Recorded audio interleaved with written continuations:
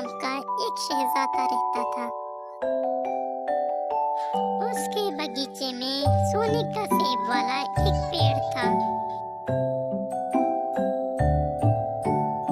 अरे शहजादा जी, आज तुम्हारे सेब के पेड़ से एक सोने का सेब गायब है। वजीर, तुम रात भर कहाँ थे और ये सेब कैसे चोरी हो गया? तुम कल रात फिर देखना कौन आ रहा है। ठीक है शहजादा जी।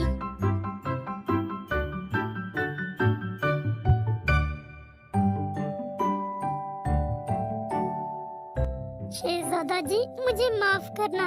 मैं रात अचानक से सो गया और एक सेब फिर से चोरी हो गया। तुम किसी काम के नहीं हो वजीर, मैं खुद पहरी दूंगा रात को। जब रात हो गया तो मोटू खुद पहरी देने लगता है।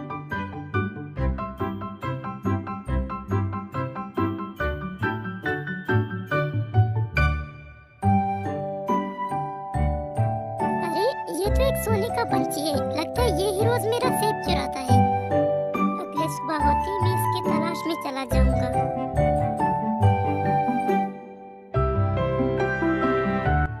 वजीर, मैं आज उस सोने के परिंदे की तलाश में जा रहा हूँ, तुम महल में रहना, ओके?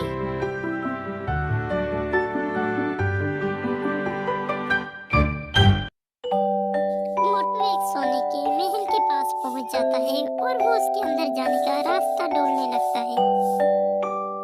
आखिरकार मोटू को अंदर जाने का रास्ता मिल जाता है। अंदर जाने के बाद मोटू ने देखा कि वो पंछी उसका सोने का सेब खा रहा है। अरे ओ सोने के परिंदा, तुम्हारी हिम्मत कैसे हुई मेरे सेब खाने का? अब जल्दी चलो मेरे साथ मेरे महल में। अगर तुम मुझसे शादी करोगे तो फिर मैं तुम्हारे साथ राजमहल चलूंगी। अरे तुम पागल हो गए क्या? एक पंछी और एक इंसान की शादी कैसे हो सकता है? मोटू को किसी भी तरह वो परिंदा हासिल करना था, इसलिए वो शादी करने के लिए राजी हो जाता है। अरे तुम मेरे साथ मेरे महल में चलो, वहाँ हम दोनों शादी करेंगे, ओके? जैसे ही मोटू उस परिंदे से शादी करता है,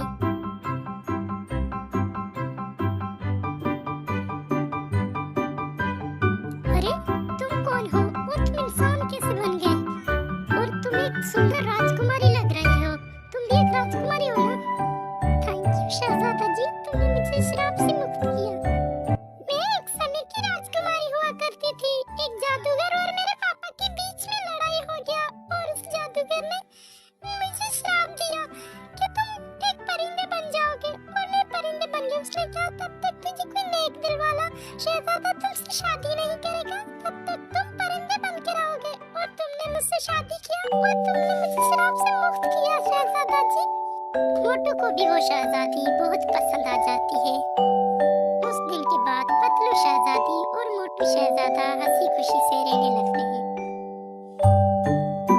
दोस्तों, मैं बहुत मेहनत करता हूँ, मेरा नाम है मोटू। अगर आपको हमारे वीडियो पसंद आ रहे हैं तो आप हमारे YouTube चैनल को सब्सक्राइब करें। ओके माय ऑल फ्रेंड्स, अल्लाह हाफिज। अल्लाह आप सबको सलामत रखे, खुश रखे। Okay bye bye. एक सर्दी की रात थी और मोटू पतलू के घर में चूल्हा जलाने के लिए लकड़ियां नहीं थी, इसलिए मोटू रात को लकड़ियां लाने के लिए घर से बाहर खरीदने के लिए चला जाता है। उसे बहुत ठंड भी लग रहा था। तभी मोटू ने देखा कि दूर एक पेड़ के नीचे एक अजीब आदमी रात को इस समय लकड़ियां बेच रहा है। अरे आप कौन हो और इतने रात को लकड़ियां बेच रहे हो? और आपको ठंड नहीं लगता? मुझे तो बहुत ठंड लग रहा है, मुझे जल्दी से कुछ लकड़ियां दे दो। तुम्हें इससे क्या मतलब? तू लकड़ियां ले ले। यह सुनकर मोटू को कुछ अजीब लगता है। तभी मोटू को वहाँ पड़े एक लाश दिखाई देता है। वो उसी आदमी का ही लाश होता है जो वहाँ लकड़ियां बेच रहा था। मोटू बहुत डर जाता है।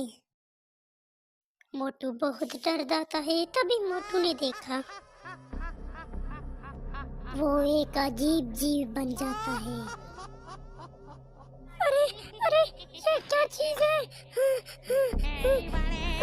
ये क्या चीज है? मोटू भाग ही रहा था, तभी वो जीव उसके सामने आ जाता है।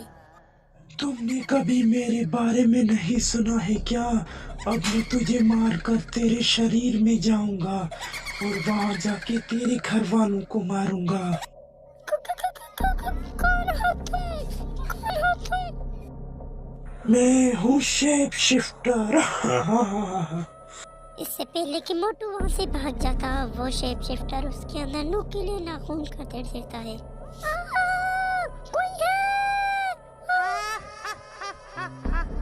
मोटू को मारकर शेप शिफ्टर ने मोटू का रूप लिया और लकड़ी के साथ मोटू के घर के तरफ रवाना हो जाता है।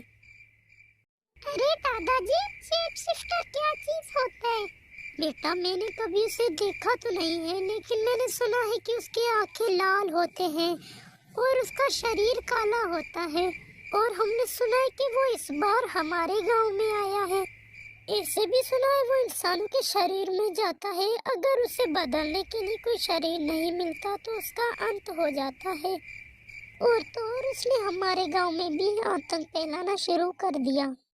ये सब बातें अभी वो बोल ही रहे थे, तभी अचानक से दरवाजा खुलने की आवाज आती है।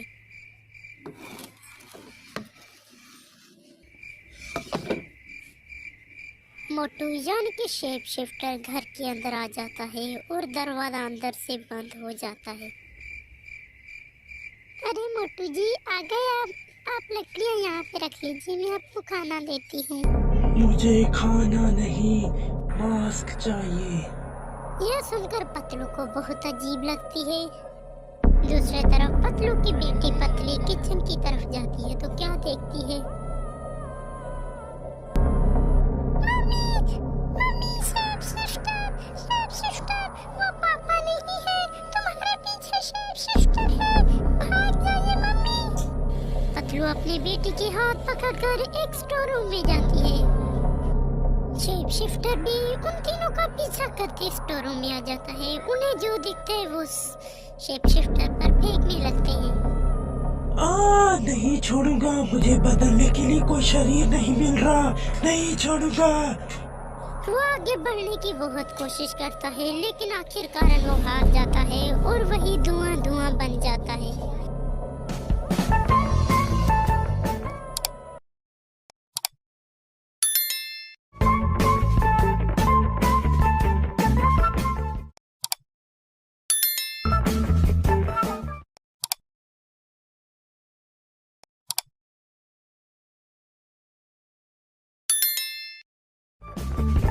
एक दफा का जिक्र है, एक छोटे घर में पतलू अपने माँ बाप के साथ रहा करता था। पतलू के माँ बाप बहुत गरीब थे और उनके पास खाने के लिए भी पैसे नहीं थे। अरे पतली, ये खाना तुम पतलू के लिए रखना, वो बहुत भूखा होगा, मुझे भूख नहीं है। ठीक है घसीटा जी, तो मुझे भी भूख नहीं है, हमसे खाना पतलू के लिए रखते हैं, वो बहुत भूखा होगा। पतलू पढ़ता था और वो अच्छे ड्राइंग बनाता था, लेकिन पतलू के पास बुक और पेंसिल खरीदने के भी पैसे नहीं थे।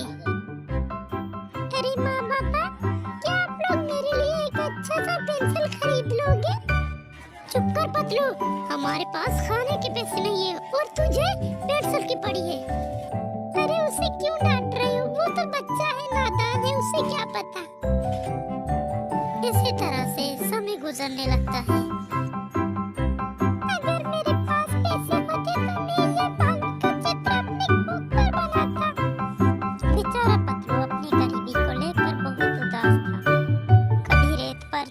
दीवारों पर और कभी पत्थरों पर वो अच्छे ड्राइंग बनाया करता था।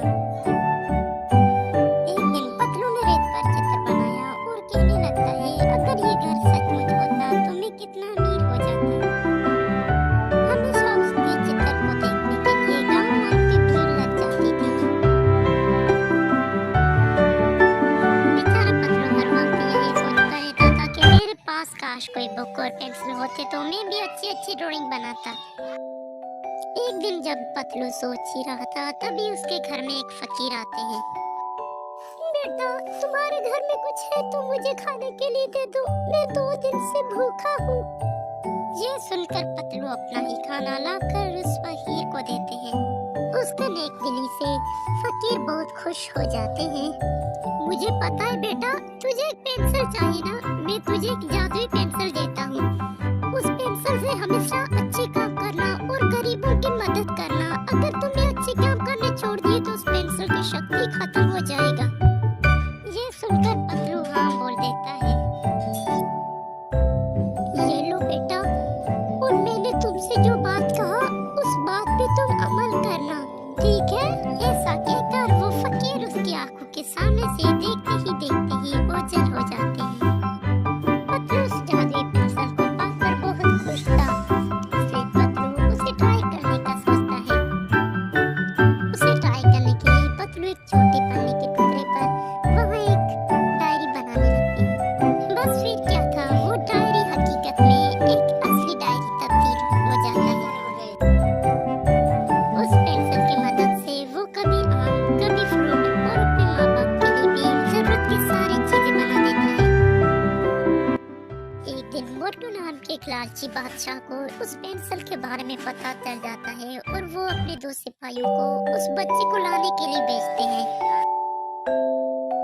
दूसरी तरफ पतलू उस पेंसिल से गरीबों की सहायता करने लगते हैं। अरे, तुम जल्दी से जल्दी मेरे लिए एक सोने का दरख्त बनाओ।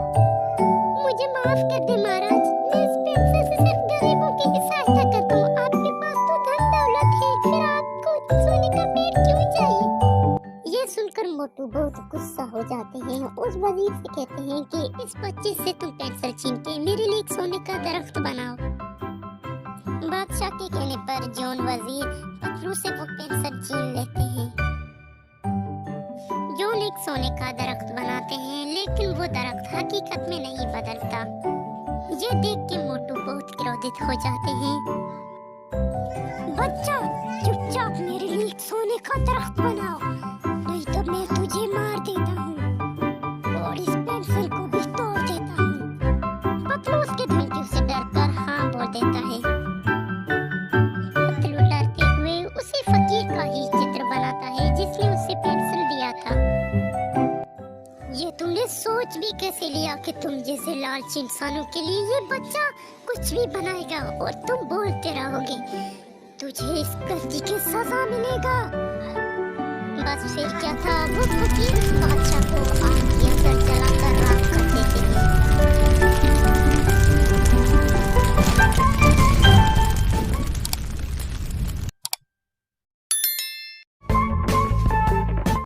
ये कहानी है पतलू नाम की एक लड़की की जो बहुत ज्यादा बोला करती थी और सवाल पे सवाल बोला करती थी। उसके दिमाग की हालत कुछ ठीक नहीं थी। अरे बेटा पतलू, मैं आपके मौसी के घर जा रही, आप अपना ख्याल रखना, ठीक है? हाँ हाँ, अकेले जाओ, मैंने क्या गुनाह किया है आपका? या मेरे कपड़े अच्छे नहीं है, मुझे हमेशा अपने साथ लेके नहीं जाते हो। इसी तरह से समय गुजरने लगता है। पतलू के माँ बाप पतलू की इस बीमारी से बहुत परेशान हो गए थे। अरे घसीटा जी, जल्दी से जल्दी पतलू की शादी करवा दो, मैं उसकी तरह नहीं बनना चाहती। वो तो अपने साथ साथ हमें भी पागल कर देगी। कौन करेगा उससे शादी? सबको तो पता ही है कि वो ज्यादा बोलती है और पागलों के जैसा लगती है। पास में खड़ी पतलू उन दोनों की बातें सुनकर बहुत दुखी होती है और वहाँ से चली जाती है। मेरे माँ बाप मुझे परेशान नहीं करते, अब मैं सुसाइड कर दूंगी। लेकिन कैसे करूं? अपना हाथ काटूं या खुद को पानी में डालूं या खुद को आग में डालूं? करूं तो करूं कैसे? सुसाइड कैसे करूं? या छत से कूद जाऊं? पतलू गुस्सा होकर खुद को मारने वाली ही होती है। अब वो कंफ्यूज हो जाती है कि वो खुद को मारे तो मारे कैसे। दूसरी तरफ पतलू के माँ बाप आ जाते हैं और पतलू को बहुत डांटने लगते हैं कि ये तू क्या कर रही है? अब खुद को मारकर क्या साबित करना चाहते हैं? निकलो मेरे घर से, फटाफट निकलो। पतलू के माँ बाप बहुत गुस्से में आ जाते हैं और पतलू को घर से निकाल देते हैं। बेचारी पतलू अंधेरे की वजह से रास्ता भटक गई। अरे ये क्या चीज है? ये कोई डरावना जगह लगता है, मुझे यहाँ जाना नहीं चाहिए। हाँ। और इतने रात को मैं जाऊँ तो जाऊँ कहाँ? हाँ, यही जाता हूँ। महल के अंदर पहुँचकर वो अलमारी से एक राजकुमारी के कपड़े निकाल कर पहन देखती है तो पूरे घर में ही उसकी तस्वीरें लगी हुई हैं। अरे इस महल के अंदर कोई है? कोई आवाज तो नहीं दे रही यहाँ। लगता है सारे बहरे बैठे हैं यहाँ।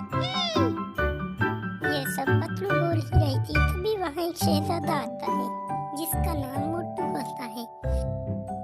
अरे रे रे रे, आप बहुत सुंदर हो और आप इस महल में अकेले रहते हो क्या? मैं भी आपके साथ रह लूं? मुझे मेरी माँ बाप ने धक्के मार कर घर से निकाल दिया। तुम भी मुझसे प्यार करते हो ना, क्योंकि तुमने ही मेरे बहुत तस्वीरें अपने घर पे लगा रखी है। अरे ये आपकी तस्वीरें नहीं, ये मेरी एक बीवी की तस्वीरें हैं जो इस दुनिया में अब नहीं रहा। वो आपकी शक्ल की थी बिल्कुल। वो आपकी तरह ज्यादा नहीं बोला करती थी और तुम इतना ज्यादा बोलती हो। अब मैं आपको कहीं जाने नहीं दूंगा और आपसे शादी करूंगा। अब मैंने आपसे शादी कर ली, मैं अपने माँ बाप के घर कभी नहीं जाऊंगी। वो हमेशा किसी न किसी के सामने मेरे बुराई करते रहते हैं, वो मुझसे प्यार ही नहीं करते। अरे कम से कम इस वक्त तो अपना मुंह बंद रखो, फिलहाल हमारी शादी हो रहा है। लोग क्या समझेंगे? अरे गाँव बसाने लुटेरे आ गए, शादी हुआ नहीं, मुझे डांटना शुरू हो गए। मुझे नहीं करनी आपसे शादी। अरे नहीं नहीं, आप तो बहुत अच्छी हो और आप मुझे बहुत अच्छी लगती हो। मैं आपको कहीं जाने नहीं दूंगा। आप बहुत सुंदर हो, कसम से मेरी बीवी की जैसी हो। शादी के बाद पतलू मोटू को बहुत परेशान करने लगती है।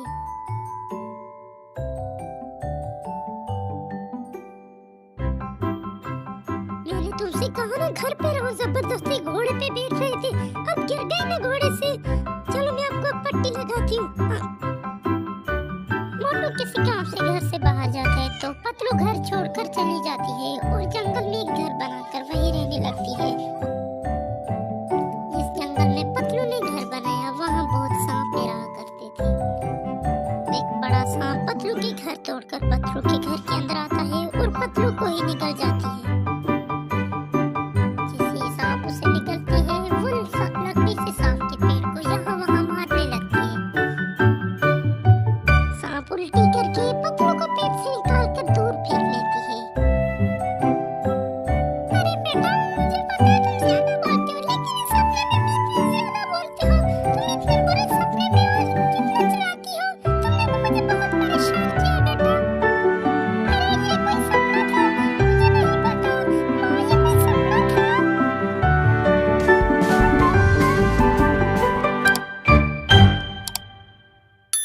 दोस्तों, आपने पिछली कड़ी में देखा कि एक लंबी हाथ वाली चुड़ैल मोटू नाम की एक लड़की को अपने साथ उठाकर ले जाती है। मोटू जंगल से होकर गुजर रही थी तो वो अपने हाथ को लंबी करके मोटू को अपने साथ उठाकर ले जाती है और उसे कुएं के अंदर ले जाती है।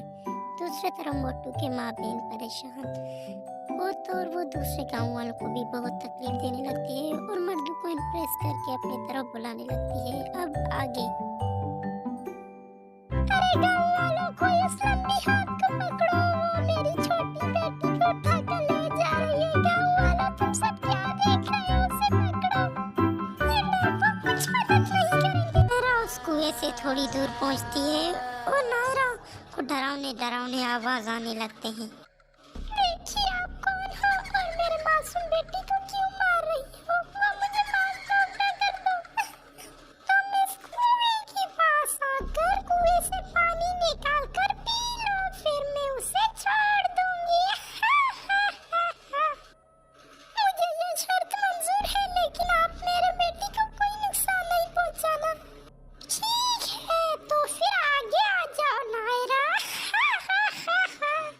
नायरा कुएं से पानी पीने के लिए राजी हो जाती है। तांत्रिक बाबा, जल्दी कुएं के पास चलिए। वो मेरे बेटी नायरा की बेटी को उठाकर ले गई और नायरा भी उसके पीछे पीछे चली गई। जल्दी करो। चुड़ैल जी, आप अपना वादा भूल रहे हैं।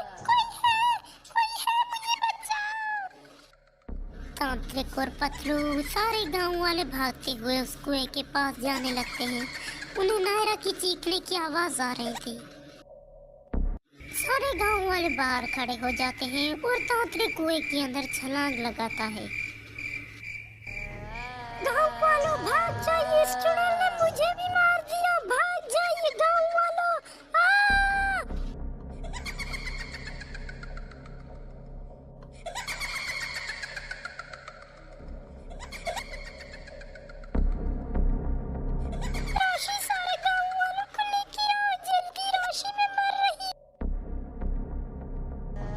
बेचारी झटका बहुत चिल्लाती है, लेकिन वो बेरहम चुड़ैल उससे भी ले जाती है अपने साथ। सारे गांव वालों को तुम अपने साथ ले गया, बस हम तीनों रह गए, गोपी और पतलू। हम कहाँ तक गए क्या? हमें कुछ तरकीब निकालनी पड़ेगी। चलो सोचो तुम दोनों। राशि कुछ देर सोचने के बाद कहती है, एक चुड़ैल के पास जाइए और दूसरा कुएं को पेट्रोल से भर देगी और तीसरी माचिस लेके आएगी। राशि डरती हुई कुएं के पास जाने लगती है। तभी वहां से आवाजें आने लगती हैं। हर बार मैं ही अपने हाथ को लंबे करके तुम सबको ले जाती हूँ। आज भी अपने हाथ को लंबे कर लो या तुम खुद आती हो कुएं के पास। अरे हर बार हाथ को लंबी करती हो। अगर हिम्मत है तो आज मेरे सामने आ जाओ। मैं नहीं डरती तुमसे। नहीं डरती हो ना मुझसे तुम? मैं आज तुझे कच्चा चबा जाऊंगी, फिर तुझे पता चलेगा। अरे पतलू जल्दी करो, राशि की जान खतरे में है। जल्दी कुएं में पेट्रोल डालो, मैं आग लगाती हूँ। गोपी और पतलू कुएं के अंदर आग लगाकर वहां से चले जाते हैं। दूसरी तरफ वो चुड़ैल भी राशि के साथ कुएं में कूद जाती है।